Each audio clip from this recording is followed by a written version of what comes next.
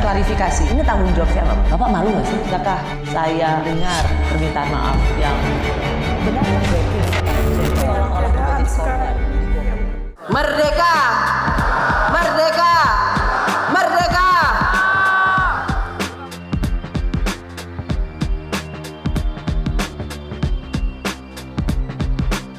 Selain menjadi ketua DPR perempuan pertama di Indonesia, nama Puan Maharani selalu dikaitkan dengan Soekarno, proklamator dan presiden pertama Republik Indonesia yang merupakan kakeknya, dan presiden kelima RI sekaligus presiden perempuan pertama di Indonesia, Megawati Soekarno Putri, ibu kandung Puan.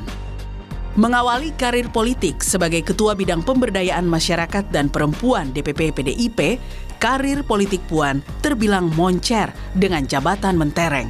Mulai dari anggota DPR, Ketua Fraksi PDIP, Menko Bidang Pembangunan Manusia dan Kebudayaan Indonesia, hingga menjadi Ketua DPR RI. Di bidang akademis, Puan mendapat penghargaan gelar Doktor Honoris Causa bidang politik dari Bukkyong National University di Busan, Korea Selatan pada November 2022. Kesetaraan dan keadilan gender menjadi salah satu perhatian Puan, terutama peran perempuan untuk meraih puncak jabatan politik di negeri ini. Banyak bupati perempuan, sudah ada menteri perempuan, sudah ada ketua DPR perempuan, sudah ada wakil presiden perempuan, sudah ada presiden perempuan. Artinya, insya Allah tahun 2024 akan ada lagi kepala daerah perempuan, menteri perempuan, presiden perempuan juga akan ada lagi insya Allah. 2024 tinggal setahun lagi. 2023 pun menjadi tahun siap-siap jelang pesta demokrasi. PDIP menjadi sorotan karena menjadi satu-satunya partai politik yang bisa mengusung capres-cawapresnya sendiri. Dan saya sangat senang sekali tadi Ketua Umum Bu Megawati Soekarno Putri menyampaikan bahwa calonnya adalah dari kader sendiri. Bu Mega dalam memutuskan betul-betul sangat hati-hati, betul-betul tenang dan tidak gerusa-gerusu seperti yang lain-lainnya. Peringatan hari ulang tahun ke-50 PDI Perjuangan menjadi salah satu yang ditunggu. Tentunya karena ada hembusan info kejutan bahwa sang ketua umum akan mengumumkan kandidat Capres 2024 yang berasal dari kader PDIP.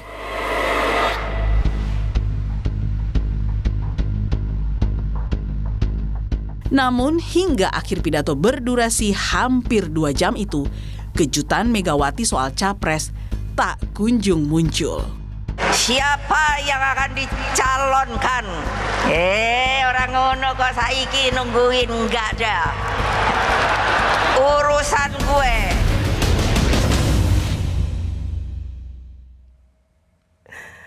Saya sudah bersama Ketua DPR, sekaligus Ketua DPP PDI Perjuangan bidang politik. Ia adalah Puan Maharani. Mbak Puan, terima kasih sudah di program Rosi. Sama-sama Rosi, alhamdulillah bisa ketemu lagi. Ketemu lagi. Selamat ulang tahun ke-50 untuk PDI Perjuangan. Terima kasih. Mbak Puan, 2 jam Bu Mega pidato, saya ada di sana waktu itu, ikut menanti pengumuman soal Capres. Tapi Bu Mega, Capres urusan gue tadi. Bisa dibilang sebenarnya kalau anak zaman sekarang bilang nih, Mbak Pu, kita kena prank sama Bu Mega. Kejutan yang ditunggu-tunggu benar-benar kejutan. Nggak ada yang diumumin. Kejutan juga tuh ya. Tapi kan Mbak Puan sehari sebelumnya kalau nggak salah, Mbak Puan itu bilang bahwa nama Capres sudah ada di kantong Bu Mega. Ya. Artinya nama itu udah ada? Ada lah. Ada? Ada dong. Pasti ada lah. Pasti ada. Kemarin pada saat perayaan ulang tahun 50 tahun PDI Perjuangan, Bu Mega itu banyak sekali memfokuskan tentang perempuan. Ya. Pemimpin-pemimpin perempuan. Apakah itu kode untuk putri Bu Megawati? Kepo ya? Sama juga kepo. Tadi udah deg-degan. Aduh, siapa yang mau disebut, siapa yang mau disebut. Kok perempuan terus yang disebut? Ya ternyata nggak ada yang disebut. Ya, sama-sama kepo lah. Jadi seorang Puan Maharani itu juga ingin tahu sebenarnya Ya posisinya. iya. Karena saya meyakini bahwa apa yang nantinya akan disebutkan oleh Ibu Mega, pastinya itu yang terbaik buat nusa dan bangsa dan buat PDI Perjuangan. Tapi kan belum kemarin, tunggu dulu, sabar dulu. Jadi ya kita tunggu, sabar dulu. Mbak Puan, banyak sekali orang yang melihat ya bahwa Ibu Mega untuk soal capres ini pasti akan memilih Puan Maharani. Kenapa? Karena Mbak Puan adalah putri Ibu Mega, sudah malang melintang di dunia politik, ketua DPR selangkah lagi. Jadi it's now or never. Ya nggak gitulah. Saya juga nggak tahu apa yang nantinya akan diputuskan oleh Ibu Mega. Kan kemarin kan disampaikan bahwa 1 Juni akan diadakan lagi pertemuan PDI Perjuangan. Apakah nanti tanggal 1 Juni? Ya nggak tahu juga. Jadi nggak semua hal itu saya tahu. Dan Ibu Mega itu betul-betul sangat menggunakan rasionalitas lah. Bagaimana kemudian memilih kader-kader terbaiknya itu untuk menjadi satu pemimpin, bukan hanya pemimpin nasional, tapi juga pemimpin di daerah dan pemimpin di tempat-tempat lainnya. Jadi ya enggak lah. Cuman saya ingin dapat klarifikasi dari seorang Puan Maharani. Tidakkah sebagai seorang yang disebut dengan memiliki darah biru partai politik terbesar PDI Perjuangan, Anda berhak dapat golden ticket? Enggak juga. Ibu Mega itu ya kembali lagi, ini bukan urusan anak. Ini urusannya bagaimana kemudian memunculkan seorang pemimpin untuk bangsa dan negara. Dan apakah siapa, bagaimana, ya pasti Bu Mega punya pertimbangan sendiri. Jadi bukannya berarti harus Puan Maharani. Bukan berarti harus Puan Maharani. Jadi salah ya orang kalau melihat apapun yang diminta oleh seorang Puan Maharani, Bu Mega sebagai ketum PD Perjuangan itu pasti mengabulkan. Salah banget lah, salah banget. Itu nggak pernah kayak gitu dan nggak pernah. Tidak segampang itu. Tidak segampang itu dan nggak pernah kayak begitu. Jadi semua penugasan yang diberikan kepada saya bukan karena saya yang minta, tapi memang karena Bu Mega menugaskan, memberikan amanah. Ya udah kamu ke sana, kamu ditugaskan ke sini, kamu ikut. Bukan juga saya ikut-ikut aja. Tentu saja Bu Mega sudah menentukan tugas atau amanah atau posisi mana sih sebenarnya yang kira-kira Puan tuh cocok. Makanya kemudian saya menjalani hal tersebut ya dengan tujuan ya bisa berguna bukan untuk diri saya saja, bukan untuk keluarga saya, tapi untuk bangsa dan negara. Dan ini yang penting nih Ros. Apa? Ya juga untuk perempuan-perempuan Indonesia. Jadi tidak melulu tentang PD Perjuangan, bukan tentang melulu tentang anak, bukan. Tapi ya seorang kader yang dianggap mumpuni dan bisa mampu untuk ditempatkan dalam posisi tertentu. Dan ketika itu menyangkut Puan Maharani, itu bukan karena melulu tentang anak, Bukan. tapi Anda juga harus membuktikan. Dan itu juga untuk perempuan-perempuan Indonesia lainnya. Iya, dan saya harus buktikan dengan kerja keras. Bukan hanya duduk saja dengan karpet merah. Aduh Ros, berat Ros. Bukannya gampang untuk menjadi seseorang Puan hari ini. Saya juga tentu saja kan harus membuktikan apa saya bisa, apa saya mampu. Tapi itu menjadi tantangan bahwa ya harus bisa, harus mampu, harus berjuang dan harus banyak belajar. Dan ya kita tunjukkan bahwa kita bisa. Karena banyak orang nggak percaya Mbak Puan. Saya mencoba untuk menanyakan ini pada Mbak Puan. Karena begitu banyak orang melihat bahwa seorang Puan Maharani itu privilege, berkelimpahan privilege. Aduh, itu enggak, itu mah enggak benar banget dan enggak seperti itu. Jadi kalau misalnya orang mengatakan kalau seorang Puan Maharani tinggal bilang, "Ma, aku ini anaknya mama loh, jadi aku harus bisa dapat ini." Enggak banget, itu mah hoax. Itu hoax, Ros.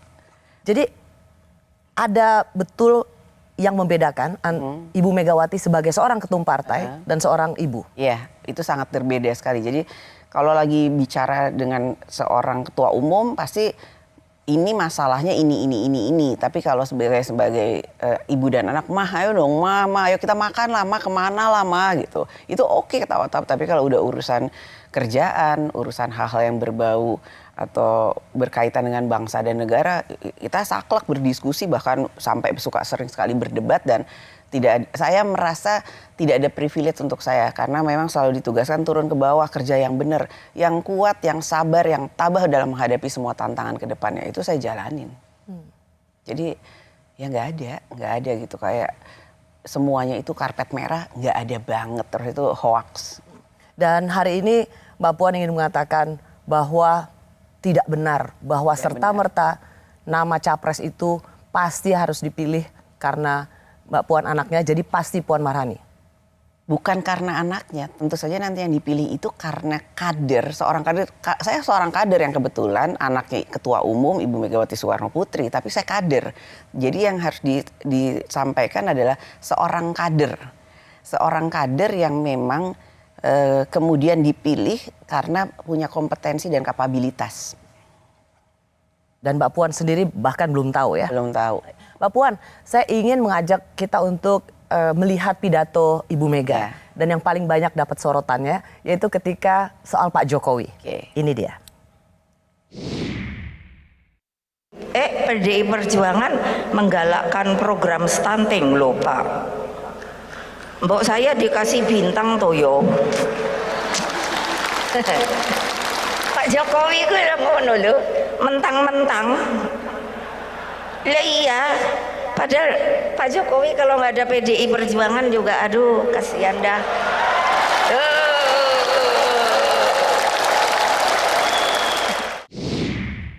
Mbak Puan, pidato Ibu Mega ini mendapat banyak sorotan dan sangat negatif.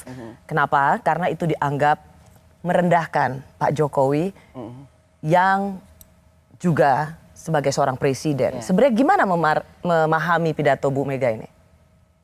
Aduh Ros, kalau tahu Ibu Mega itu sayang banget sama Pak Jokowi. Dan tentu saja hormat sekali sama Pak Jokowi sebagai presiden. Kenapa? Ingat nggak waktu itu? Beberapa waktu lalu Bu Mega dalam pidatonya pernah menyampaikan, saya itu nangis loh, saya itu nggak terima loh kalau kemudian melihat Pak Jokowi itu dibully. Saya itu pasti akan berdiri di depannya Pak Jokowi untuk membela Pak Jokowi. Karena saya nggak mau Pak Jokowi dibully. Ingat nggak waktu itu kayak begitu? Ibu Mega pernah pidato seperti itu. Saya baru pertama kali ini mendengar Ibu Mega membela seseorang sampai seperti itu. Artinya saya mau di depan ngebelain Pak Jokowi gitu. Karena apa? Karena saya bisa melihat bahwa sebagai seorang ibu kepada ya mungkin bukan anaknya ya, bisa bicara sebagai adiknya mungkin. Sebagai adiknya itu sayang banget dan hormat banget, sehingga berharap bahwa presiden kita itu Pak Jokowi itu bisa sukses, bisa melaksanakan tugas-tugasnya dengan baik, dan kemudian jangan dibully terus dong, lihat dulu hasil kerjanya. Bahkan sampai nggak apa-apa saya dibully karena saya mau belain Pak Jokowi. Itu kalau bukan sayang dan hormat apa? Dan ya kan Pak Jokowi bukan keluarga, Pak Jokowi kan adalah di luar keluarga kita, tapi begitu sayangnya Pak Jokowi, ibu itu sama Pak Jokowi. Dan kenapa di acara PDI Perjuangan juga bicara seperti itu? Karena kan ini acara internal, dianggap semuanya tuh anak-anaknya. Makanya waktu awal-awal sebelum pidato kan Ibu Mega mengatakan, kangen gak dengan ibu? Kangen gak dengan ibu? Kangen, benar kangen. Artinya kan Ibu Mega itu selain ketua umum mau membawakan dirinya bahwa saya itu ibu kalian kepada anak-anaknya. Bagaimana ketika orang tuh salah tangkap atau jadi berbeda ketika nih Pak Jokowi kalau nggak ada PDIP, duh kasihan deh gitu. Meskipun memang gesture atau non-verbal communication-nya Ibu Mega kan sambil ketawa-ketawa. Tawa dan seperti seorang ibu kepada anak-anaknya. Anaknya maksudnya anaknya itu PDI Apakah Perjuangan. itu bisa disebut candaan? Itu ya ini kan mengibaratkan kayak ginilah Rosi pimpinan yang ada di Kompas TV pasti kan punya presenter banyak. Kalau kemudian presenternya itu maju kemudian menjadi salah satu presenter yang top lah ratingnya dan lain-lain, itu karena apa? Itu kan karena presenter tersebut memang punya talent tapi diwadahi oleh Kompas TV kan, ya itulah, jadi ini sebagai wadah.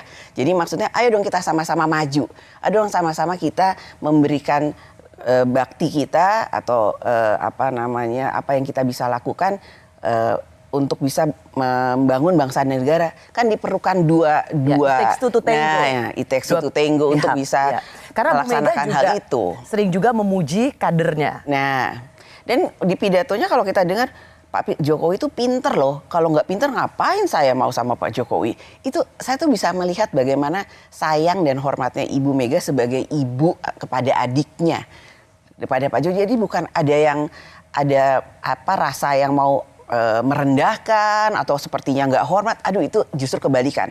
Orang-orang yang punya pikiran kayak gitu tuh, itu artinya pikirannya cuman yang negatif.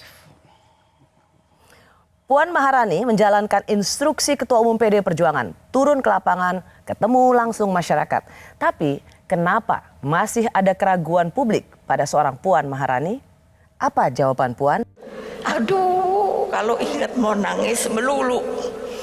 Jadi ibu nggak usah susah payah mikir, kita akan bantu terus. Itu mengapa pada waktu pertama saya turun, DPR-nya itu langsung dari 27 100% jadi 54. Kenapa? Karena saya turun ke bawah.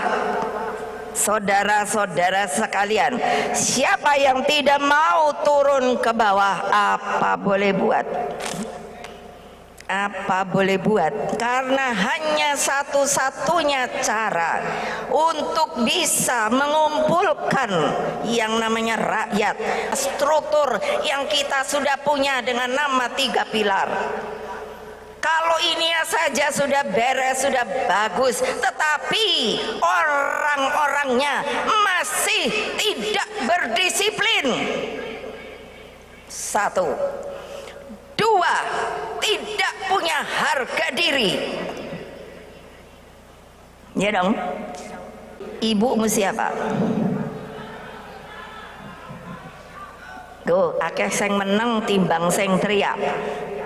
1 suara. Ibu mesti apa? Ya. Ya. Kenapa? Karena tidak menjalankan instruksi partai. Mau bilang apa lagi? Sekali.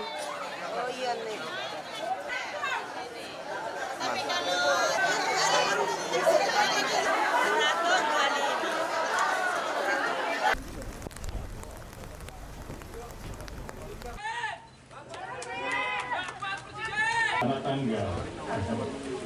Ya. Jadi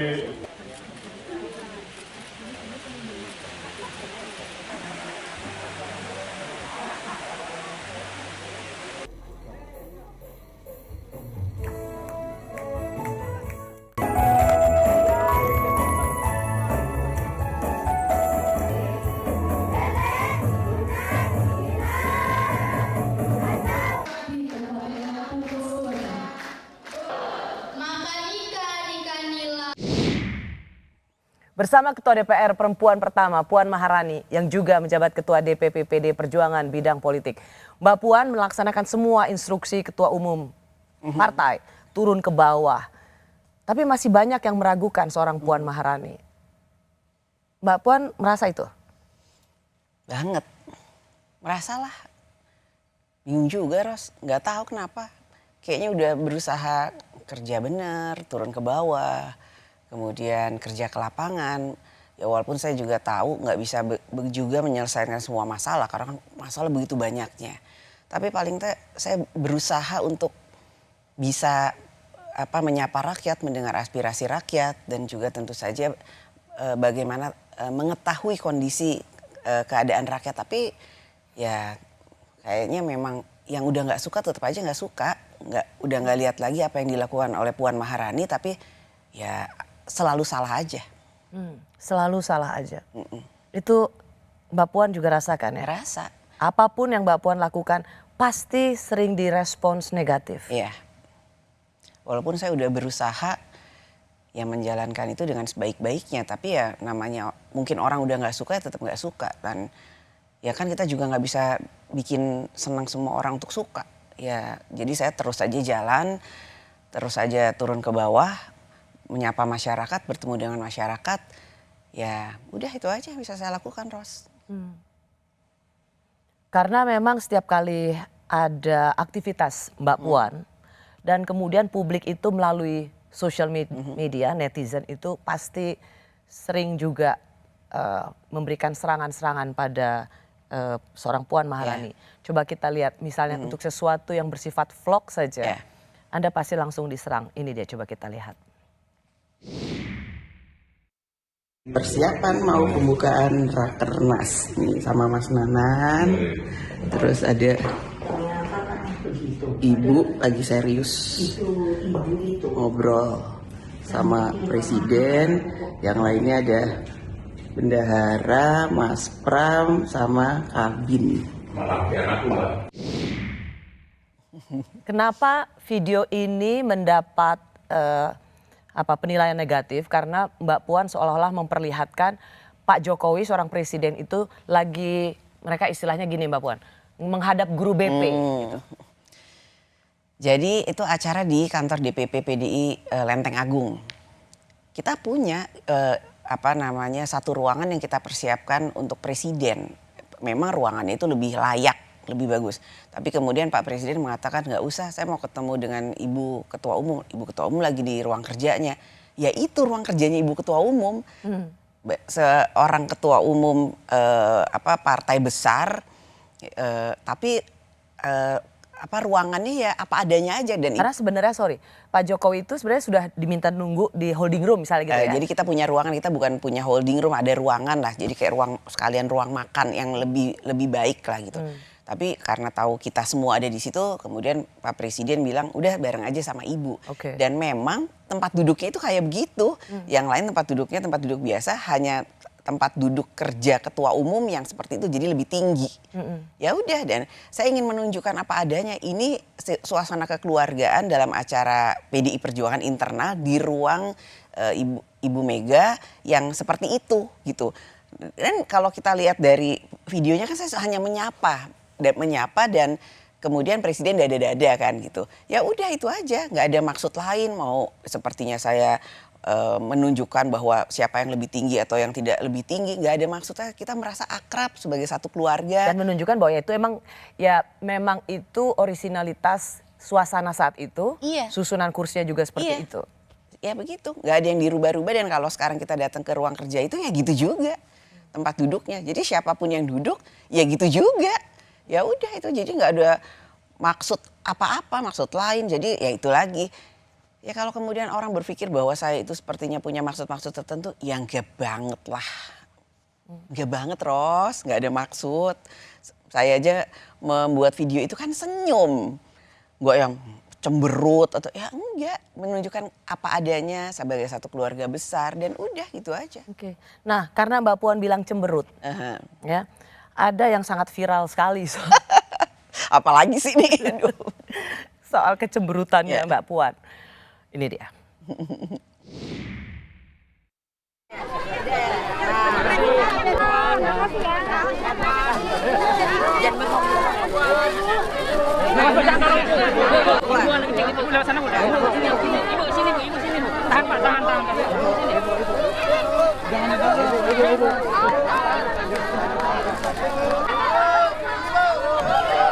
Mundur.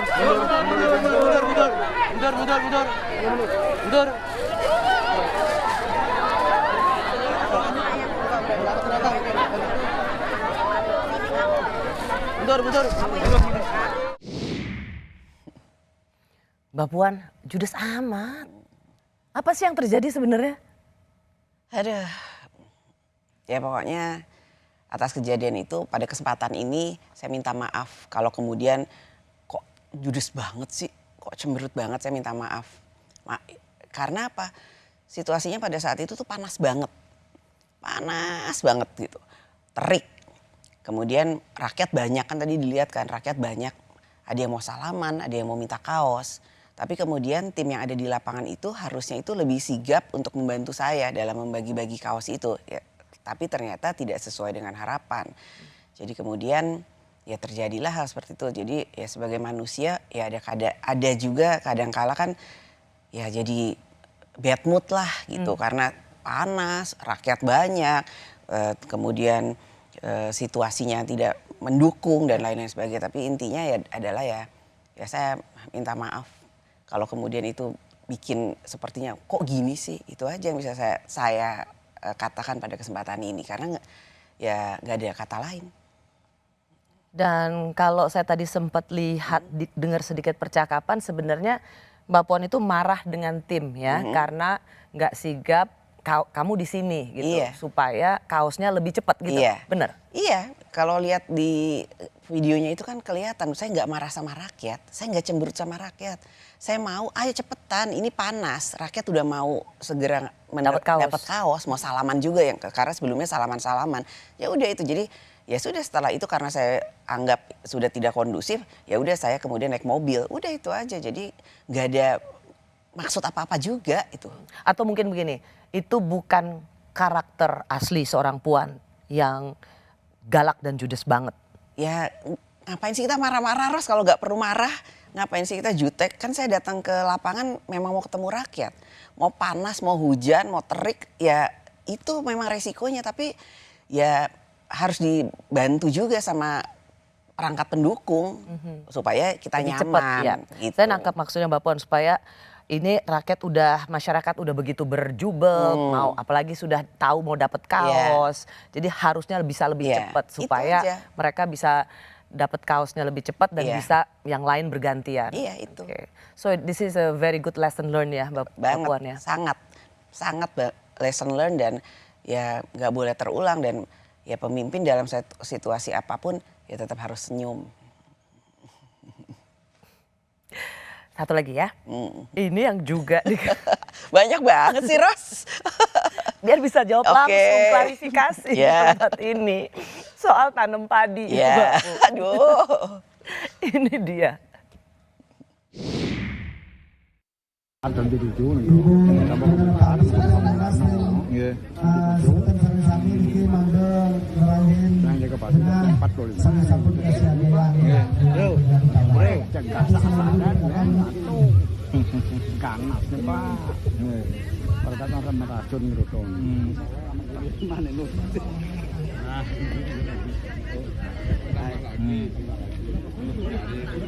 Karena agak kene gulam kan tes ya. Oh, panas begitu. Ada nalung banyak dong. Halo ngecet baik tuh.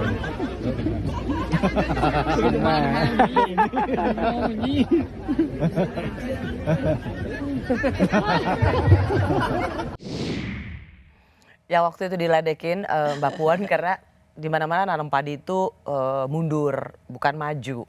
Apa penjelasannya Mbak Puan? Saya datang ke situ ketemu ibu petani untuk belajar nanam padi. Belajar loh, karena kan saya bukan petani. Jadi kalau tadi dilihat videonya mau keluar dari lumpurnya itu susah, harus dibantu sama ibu-ibu petani. Ya jadi saya ikuti apa yang biasa ibu-ibu petani itu lakukan. Ya bukannya saya ngarang-ngarang ingin nanam maju lah. Saya ngikutin apa yang sudah dilakukan oleh ibu-ibu petani. Oh itu jadi karena orang kan taunya tandur, tanam mundur. Ini namju, nanam maju. Ada itu? Ada. Apa kelebihannya? Karena kalau kemudian dilakukan seperti itu, petani yang ada di situ, memang ini belum berlaku di semua tempat, bisa menanam bibit taninya itu lebih cepat. Dengan satu cara yang lebih spesifik, ada nama alatnya saya lupa, yang di depan saya itu kelihatan bahwa nanamnya itu di satu tempat yang udah ada ditunjukin. Saya juga nanya, ini memang nanamnya gitu? Iya Mbak, cara nanamnya begini. Ya saya ikutin lah ibu-ibu petani, masa saya ngejar-ngejar ibu petani, kan yang lebih pintar ibu petani kalau nanam padi. Jadi nggak ngarang, Ros, ini nggak ngarang-ngarang, bukan saya yang mau nanam maju, saya ikutin ibu-ibu petani. Jadi ini bukan settingan yang ngarang-ngarang? Bukan settingan yang ngarang-ngarang, itu kan ada di Badung, di Abian Semal kalau nggak saya, ya cek aja ke sana. Memang begitu cara menanam padi mereka, bukan saya nanti kalau kita nanam padinya maju ya, jangan mundur ya. Ya enggak, datang ke situ, saya ikutin ibu saya sampai tanya, ini seperti ini ya nanam padinya? Iya Bu, ini cara teknik baru. Karena dengan ini kami bisa menanam lebih cepat. Oh ya udah ya saya ikutin, gimana cara nanamnya? Gini saya ikutin. Jadi bukan ngarang-ngarang saya, Ros, itu saya ikutin ibu petani. Jadi Mbak Puan kalau melihat selama ini keraguan, terus cibiran pada apapun yang dilakukan oleh seorang Puan Maharani, gimana Anda mengelola ini?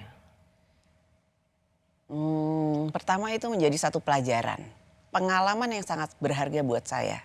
Bahwa apa yang harus saya lakukan ke depan itu harus benar-benar dilakukan dengan baik dan benar. Bukan berarti disetting, tapi jangan sampai kemudian menimbulkan prasangka-prasangka buruk atau prasangka-prasangka negatif. Itu yang harusnya disiapkan. Kan namanya kunjungan kerja ke luar daerah itu bukan tiba-tiba datang gitu kan, pasti sudah disiapkan. Apalagi dengan era sosial media saat ini. Itu. Mbak Puan ingin mengatakan memang bukan berarti disetting, tapi paling tidak dipersiapkan dengan baik, jangan ada celah untuk dan jangan ada niat-niat yang menimbulkan prasangka-prasangka, karena niatnya kita turun ke lapangan itu kan adalah untuk bertemu dengan rakyat itu. Dan itu sudah saya lakukan di kunker-kunker saya selanjutnya. Ya dan saya tetap semangat. Saya seperti yang tadi saya bilang kan, saya nggak bisa menyenangkan hati semua orang. Jadi tetap aja saya tetap semangat turun ke lapangan, bertemu dengan rakyat. Kalau kemudian terjadi kesalahan, ya saya anggap itu sebagai pembelajaran bahwa nggak boleh lagi terulang. Dan harus tetap semangat dan semangat. Ganjar Pranowo dan Puan Maharani adalah dua nama yang kerap muncul sebagai sosok capres kader PDI Perjuangan. Masing-masing punya pendukung. Ada apa antara Puan Maharani dan Ganjar Pranowo? Kadang-kadang itu sekarang kita ini suka ya wes lah, yang dia aja asal ganteng, dia aja yang dipilih asal bukan perempuan, ya wes dia aja biarpun gak iso apa-apa juga gak apa-apa, tapi yang penting dia itu kalau di sosmed, kalau di TV itu nyenengin, tapi kemudian gak bisa kerja, gak deket rakyat. Mau atau enggak nih pemimpin kayak gitu? Jadi jangan kemudian kita itu asal pilih karena cuman kelihatan di panggung aja. Panggung tuh panggung media, panggung TV, panggung sosmed. Tapi pilih orang yang betul-betul pernah memperjuangkan kita, pernah bersama-sama sama kita, pernah bergotong royong bersama kita. Setuju atau enggak? Di PDI Perjuangan tidak ada istilah bintang bersinar sendiri. Yang ada adalah Pancasila sebagai bintang penuntun kita. Dan inti Pancasila adalah gotong royong, dan gotong royong. Dengan gotong royong kita menangkan PDI Perjuangan 3 kali hat-trick tahun 2024. Siap! Siap! Siap! Masih bersama Ketua DPR Puan Maharani yang juga Ketua DPP PDI Perjuangan bidang politik. Mbak Puan, kalau pidato salah satu itu yang kasih contoh yang pertama, Mbak Puan tuh sedang nyindir siapa? Ya nggak ada yang disindir. Ini introspeksi buat seluruh internal partai, plus saya sendiri yang merasa dirinya kader PDI Perjuangan, supaya ya kerja aja ke bawah. Jangan kemudian berpikir yang terlalu kemana-mana lah gitu. Jadi kerja ke bawah, menjalankan tugas-tugasnya yang ada di lapangan, kemudian ya sesuai dengan instruksi kita harus kompak, solid, dan memenangkan PDI Perjuangan lagi tahun 2024. Itu aja kan. Kalau kemudian ada yang berpikir ini ditujukan untuk ke siapa atau kayaknya si ini deh kayak sini. Itu sih kayaknya nih Ros, kayaknya itu cuma pikiran orang-orang yang jorok aja mikirnya. Setiap saya omong itu kayak mikirnya langsung aneh-aneh, yang negatif, langsung negatif. Padahal kan nggak ada kayak gitu, nggak menunjukkan nama, nggak ditujukan kepada siapapun. Artinya itu adalah introspeksi kepada seluruh kader bahwa ya kita harus kerja untuk memenangkan PDI Perjuangan, dan introspeksi bahwa nggak boleh kemudian sudah merasa lebih atau merasa hebat, karena apapun yang ditugaskan kepada kita adalah untuk bersama-sama memenangkan PDI Perjuangan ke depan itu. Mengapa saya tanyakan ini Mbak Puan? Karena banyak sekali yang merasa menilai itu adalah sindiran untuk Mas Ganjar Pranowo. Itu yang banyak dilihat oleh orang. Ya makanya kan saya nggak menyebut nama dan nggak menunjukkannya. Jadi kalau kemudian disambung-sambungkan, dituju-tujukan kepada seseorang, ya nggak gitu maksudnya. Jadi itu cuma pikiran-pikiran dari orang yang kemudian ingin memperkeruh suasana yang solid di PDI Perjuangan. Oke, well, kalau gitu saya ingin tanya Mbak Puan. Antara Mbak Puan dan Mas Ganjar itu gimana? Ada apa antara Puan Maharani dan Ganjar Pranowo? Ya nggak ada apa-apa, kita sama-sama kader. Dan kamu inget nggak dulu itu kan saya ketua tim pemenangannya Ganjar Mas Ganjar waktu di Jawa Gubernur, Tengah. ya. Dan kita solid, kita bisa memenangkan Jawa Tengah, kita bisa memenangkan Mas Ganjar jadi gubernur. Dan pada saat itu ya sebagai satu tim saya merasa bahwa apa yang kita lakukan bersama-sama itu ya oke banget lah gitu. Jadi kemudian dan saya berharap kita selalu punya tim yang kuat dan solid seperti itu untuk bisa menjaga kantong-kantong PDI Perjuangan. Jadi nggak ada pikiran macam-macam, nggak ada ditujukan oleh siapa. Jadi ya itu yang punya pikiran-pikiran kayak negatif seperti itu hanya ingin memecah belah PDI Perjuangan supaya nggak solid. Karena apa Mbak Puan? Karena tahun 2021 itu sudah mulai muncul adanya sebutan banteng versus celeng. Ada Dewan Kolonel itu loyalisnya Mbak Puan dan Dewan Kopral loyalisnya Mas Ganjar. Ini kan menunjukkan bahwa ada semacam tempur dalam internal partai Mbak Puan. Nggak gitu. Jadi saya kan nggak bisa ngelarang orang untuk mendukung. Saya nggak bisa juga ngelarang orang nggak mau teriak Puan atau teriak siapa. Tapi yang bisa saya pastikan Ros sebagai salah satu pimpinan yang ada di PDI Perjuangan, selama itu masih on the track pasti saya ya sudah. Saya kan nggak bisa orang mau semangat mendukung terus kita stop gitu kan. Orang kan juga boleh punya pilihan, punya aspirasi kan. Tapi kalau kemudian itu udah mengganggu keutuhan partai, soliditas partai, pasti saya akan semprit-prit. Nggak boleh lagi kayak begitu. Karena apa? Ini udah mengganggu soliditas partai kita. Yang penting itu bagi PDI Perjuangan adalah solid dulu. Karena sampai saat ini juga belum ada satu nama pun yang diumumkan oleh Ketua Umum. Jadi soliditas kita itu penting untuk menjaga kekompakan sampai tahun 2024. Jadi Mbak Puan ingin mengatakan bahwa itu murni suara para pendukung. Iya. Dan Mbak Puan juga tidak bisa melarang. Ya iya. Tapi bahkan untuk pendukungnya Mbak Puan sendiri pun, jika itu sudah mengganggu soliditas partai, sebagai pemimpin Mbak Puan juga bertanggung jawab secara moral. Pasti. Untuk menghentikan itu. Untuk menghentikan dan mengatakan bahwa kita harus solid, kita harus kompak dan kita tunggu apa yang menjadi penugasan kita selanjutnya. Karena soliditas dan kekompakan sebagai orang yang menyatakan atau mengaku dirinya kader itu lebih penting untuk menuju tahun 2024. Ada yang bilang begini juga Mbak Puan, karena kemarin di acara ulang tahun 50 tahun PDI Perjuangan, Bu Mega adalah bintangnya sebenarnya, orang bilang begitu. Dan Bu Mega juga banyak menceritakan sejarah bagaimana jatuh bangunnya seorang Ibu Mega menjadi politisi sampai saat ini. Termasuk ada guyonan Bu Mega yang mengatakan saya cantik, pandai, karismatik. Karena pidato Bu Mega yang juga banyak menceritakan tentang Ibu Mega berkiprah dalam politik, orang kemudian menganalisa gini, ini jangan-jangan supaya tidak terjadi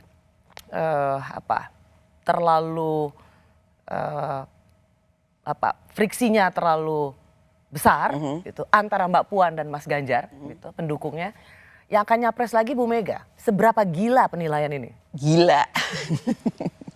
Enggak lah. Ya tentu saja nggak mungkin dan nggak mungkin Bu Mega nyapres lagi. Nggak mungkin dan kita juga sebagai keluarga nggak akan mengizinkan. Pertama, kemarin dalam pidatonya saja Bu Mega sudah mengatakan kita harus taat konstitusi, kita harus ikut apa yang menjadi aturan perundangan. Walaupun pada zaman yang lalunya Ibu Mega juga cerita, saya dizolimi, saya pernah dizolimi karena pada satu periode tidak mengikuti konstitusi yang ada. Dan tapi kan Ibu Mega nggak mau mengulangi itu lagi. Jadi nggak ada balas dendam, tidak punya dendam. Jadi nggak mungkin. Dan tentu saja pada saat ini, pada kesempatan ini saya tentu saja ingin mengatakan bahwa ya Bu Mega itu sebagai orang yang pernah jadi presiden, wakil presiden, udah matang secara politik karena sudah penuh dengan asam garam gitu kan. Ya lebih baik menjadi ibu bangsa. Tongkat estafet kepemimpinan PD Perjuangan kerap menjadi pertanyaan. Siapakah sosok yang mampu meneruskan legasi Ibu Megawati? Apakah Puan Maharani? Salam Pancasila. Merdeka! Merdeka! Merdeka! Terima kasih. Nah, Ibu sekarang sekarang duduk. Karena kenapa? Ibumu ini sudah masuk kesepuhan. Kelihatan tua apa enggak ya?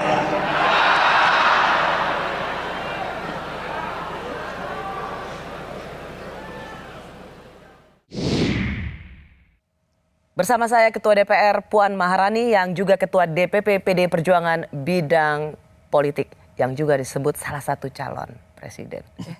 Nggak boleh ya?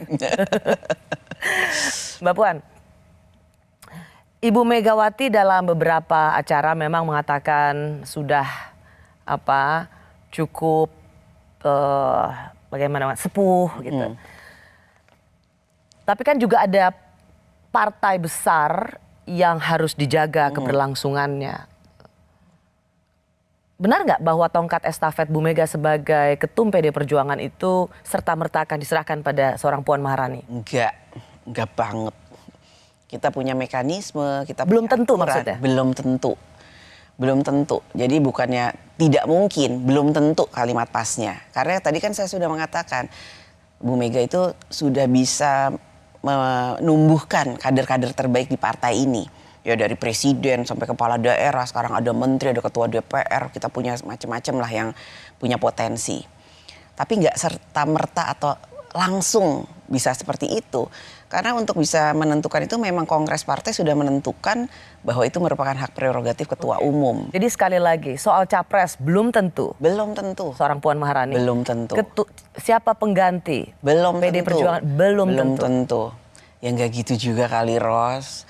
Nggak seperti yang dibayangkan orang-orang bahwa karena kemudian saya anaknya semuanya itu harus Puan atau semuanya itu harus si A, si B, si C. Enggak. Saya itu dari kecil itu udah diminta untuk melihat, kemudian merasakan saat kemudian saya mulai muncul di politik, saya turun ke bawah, rasakan bagaimana rakyat itu di lapangan. Roso, Puan, roso bukan rasa. Apa itu roso mah? Feeling, insting politik. Itu hanya bisa kamu temukan di lapangan. Misalnya kayak gitu kan. Nah, tapi kemudian yang akan melihat siapa yang kira-kira dianggap mampu, kemudian dianggap bisa meneruskan, ya itu kan bagaimana nanti Ibu Mega melihat lagi. Jadi bukannya kemudian saya udah lama, mama yang gimana sih mah ngambek ya enggak lah Ros. Dan itu gitu. gak akan berlaku sama Bu Mega? Gak akan berlaku. Ngambek aja? Ngambek aja, musuhan aja, nggak ngomong aja tapi nggak juga kejadian. Ya itu, enggak lah, nggak gitu. Saya mau juga Mbak Puan memberikan penjelasan karena ada postingan Mbak Puan di Korea itu, Mbak Puan menangis. Saya ingin mengingatkan penonton Rosi untuk peristiwa ini. Laki-laki dan perempuan adalah sebagai dua sayapnya seekor burung. Jika dua sayapnya sama kuatnya, maka terbanglah burung itu sampai ke puncak yang tinggi-tinggi.